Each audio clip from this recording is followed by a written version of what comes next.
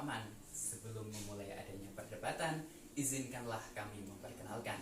Assalamualaikum warahmatullahi wabarakatuh. Salam sejahtera bagi kita semua. Shalom, Om Swastiastu, Namo Buddhaya, salam kebajikan.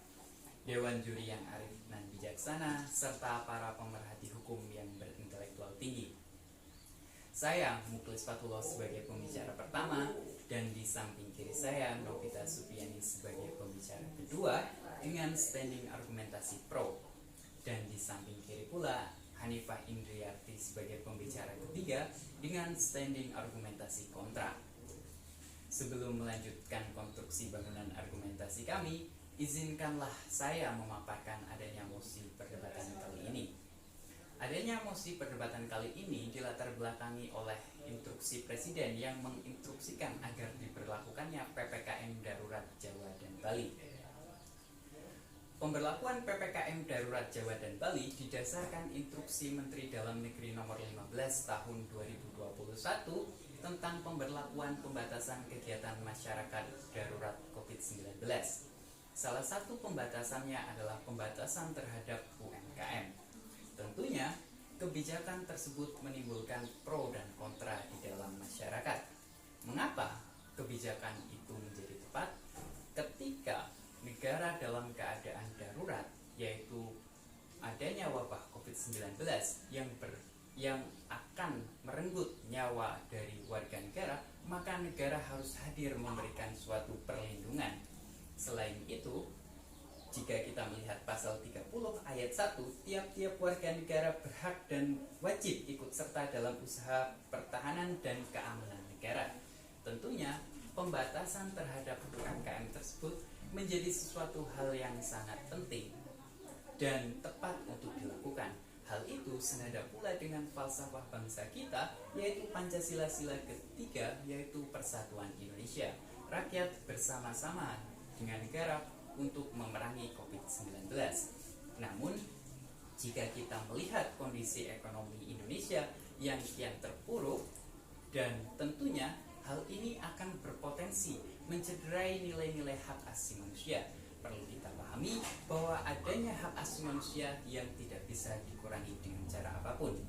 Jika kita melihat bahwa sektor produktif UMKM adalah mereka untuk mempertahankan hidupnya. Jika kita melihat pasal 28A bahwa setiap orang berhak untuk hidup serta berhak untuk mempertahankan hidup dan kehidupannya. Hal itu tentu jika PPKM diterapkan akan bertentangan dengan Pancasila sila kedua, yaitu kemanusiaan yang adil dan beradab. Sekian dan terima kasih.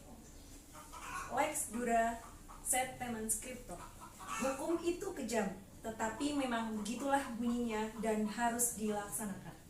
Saya pembicara kedua berada di standing posisi pro, sangat setuju dengan tema pembahasan mosi kali ini, yaitu PPKM darurat dengan pembatasan bagi UMKM di masa pandemi. Presiden Joko Widodo mengambil langkah tegas dengan menetapkan pemberlakuan pembatasan kegiatan masyarakat sejak tanggal 3 Juli 2021 yang lalu.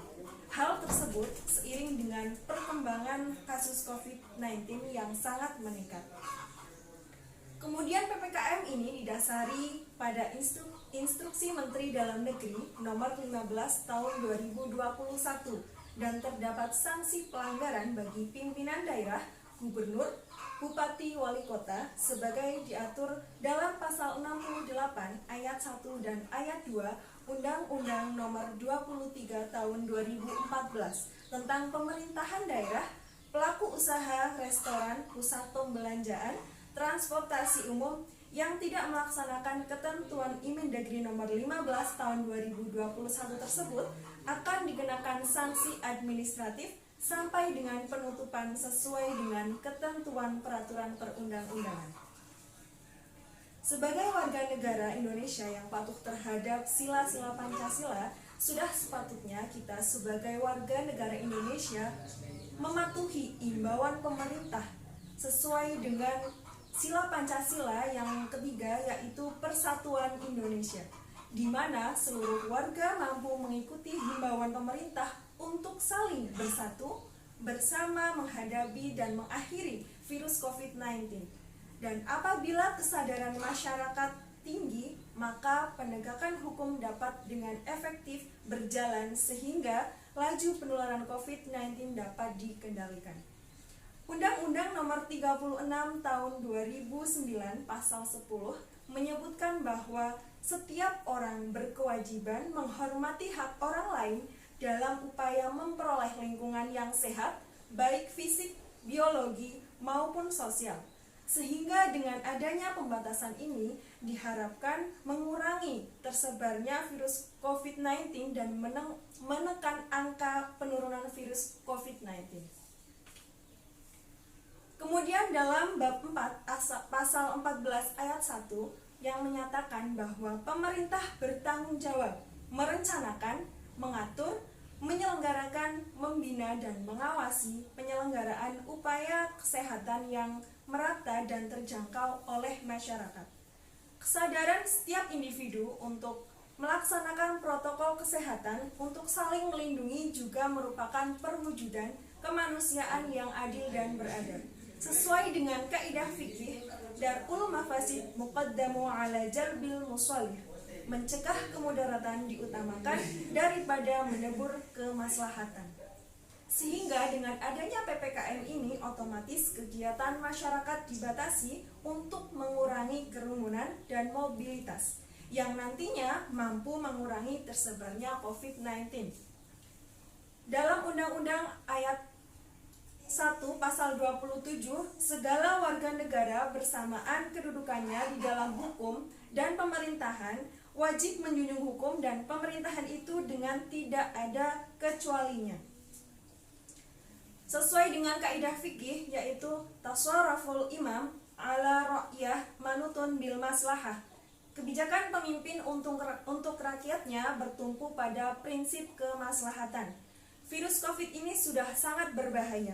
Artinya, upaya penanggulangan ini tidak bisa ditangani oleh orang biasa saja, sehingga membutuhkan penanganan yang ekstraordinari yang sudah seharusnya ditangani oleh orang-orang yang ahli dalam bidang tersebut.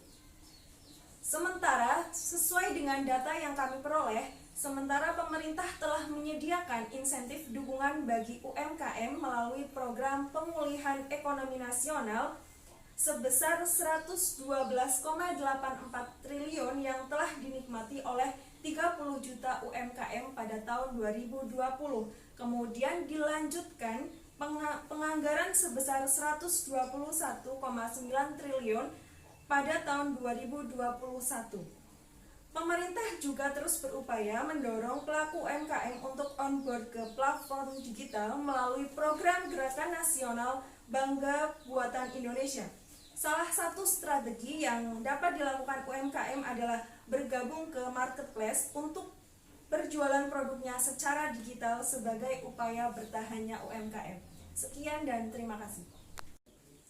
Ubi jas ibi remedium, di mana ada hak, di sana ada kemungkinan untuk menuntut. Saya sebagai pembicara ketiga akan menyampaikan argumentasi dengan standing position kontra. Akibat pembatasan mobilitas tahun lalu, 30 juta UMKM berhenti beroperasi. Kini dengan diberlakukannya PPKM darurat akan mengancam lebih banyak UMKM yang diberhentikan. Akumindo memperkirakan lebih dari setengah pendapatan mereka hilang. Ketua Akumindo mengatakan dengan adanya PPKM, proyeksi omset turun mencapai 50-60% dan pekerja banyak yang dirumahkan. Kebijakan PPKM menimbulkan banyak kerugian, terutama bagi kalangan UMKM itu sendiri. Undang-Undang Dasar tepatnya pada pasal 28 1945 menegaskan tentang hak asasi manusia. Dengan adanya PPKM dan masyarakat ditekan tidak diperbolehkan untuk berjualan dengan alasan penanggulangan COVID sehingga kebebasan manusia terbatas. Padahal sudah jelas pada pasal 28 kita dijamin atas hak hidup, hak mempertahankan hidup dan kehidupannya. Pemerintah memang sudah memberikan bantuan bagi UMKM, tapi tetap pada kenyataannya bantuan yang telah diberikan pemerintah tidaklah cukup untuk memenuhi kebutuhan sehari-hari. Kebijakan PPKM yang hanya berlandaskan dengan Undang-Undang Imendagri Nomor 15 Tahun 2021 itu tidaklah cukup untuk menjadi dasar pemberlakuan PPKM. Karena Undang-Undang Imendagri itu tidak berlandaskan dengan Undang-Undang Karantina Kesehatan Dalam Undang-Undang Karantina Kesehatan hanya berisi tentang 3 pokok poin penting, yaitu karantina wilayah, karantina rumah sakit, dan karantina rumah, atau yang biasa disebut dengan istilah isolasi mandiri. Dari awal pemerintah sudah mengeluarkan Perpu nomor 1 tahun 2021 tentang kebijakan keuangan negara dan stabilitas sistem keuangan negara untuk penanggulangan pandemi COVID-19. Di pasal 33 ayat 4 pun dipertanyakan tentang di mana letak negara memberikan demokrasi ekonomi yang berprinsip keadilan.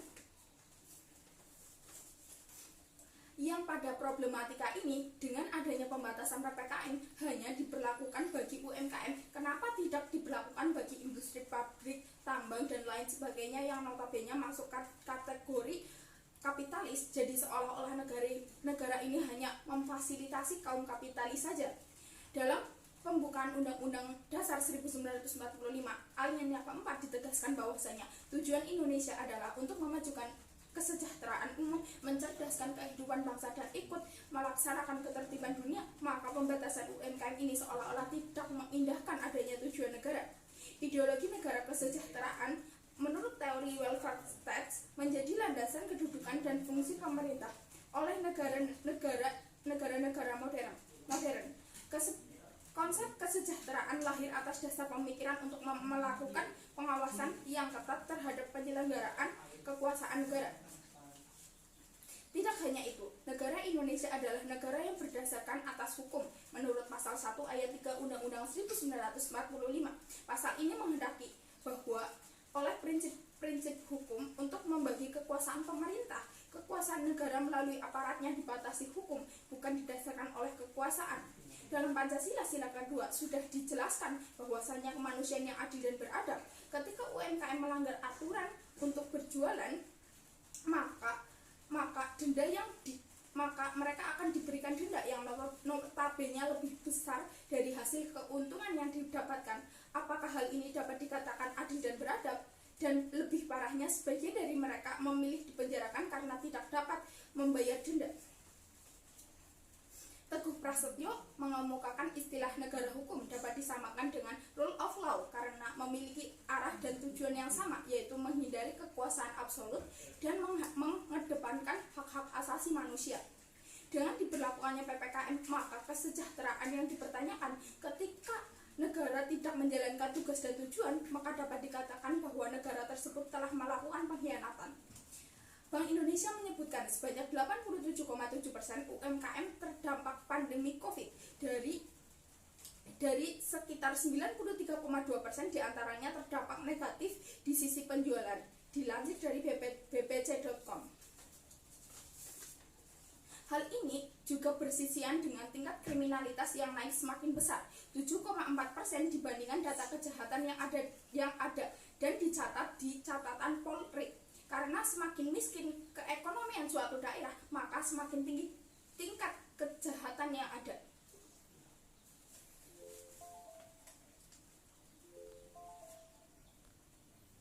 Setelah dipaparkan oleh pembicara kedua dengan standing argumentasi pro dan dijelaskan pula oleh pembicara ketiga dengan standing argumentasi kontra, maka kami menyimpulkan bahwasanya penerapan PPKM tersebut itu sesuai dengan doktrin self-defense yang dalam perspektif hukum internasional disebutkan apabila suatu negara menghadapi ancaman yang membahayakan eksistensi atau kedaulatan sebagai negara merdeka atau membahayakan keselamatan warga negaranya, maka negara tersebut dapat bertindak apa saja. Terlepas dari persoalan legalitas, cara-cara yang ditempuh itu menurut ukuran hukum internasional. Tentunya kebijakan PPKM darurat tersebut dengan pembatasan terhadap UMKM adalah untuk melindungi warga negara dari ancaman COVID-19 yang disebabkan oleh pelaku UMKM. Bukankah mencegah mara bahaya lebih diutamakan daripada meraih kebaikan? Namun, di sisi lain, pembatasan tersebut bertentangan dengan prinsip keadilan ekonomi. Selain itu, masih adanya pelanggaran terhadap hak asasi manusia yang tidak bisa dikurangi dengan cara apapun. Sehingga setelah dijelaskan secara filosofis, teoritis, yuridis, dan juga sosiologis, kami memberikan suatu solusi. Yang pertama, harus adanya pemberian intensif yang merata dan tepat sasaran terhadap UMKM. Yang kedua, untuk menghindari adanya moral hazard, maka menjadi penting untuk diberlakukan penertiban, bukan pembatasan. Selain itu, harus adanya kepastian jangka waktu terhadap penerapan PPKM untuk menghindari adanya penyalahgunaan kekuasaan. Sekian dan terima kasih.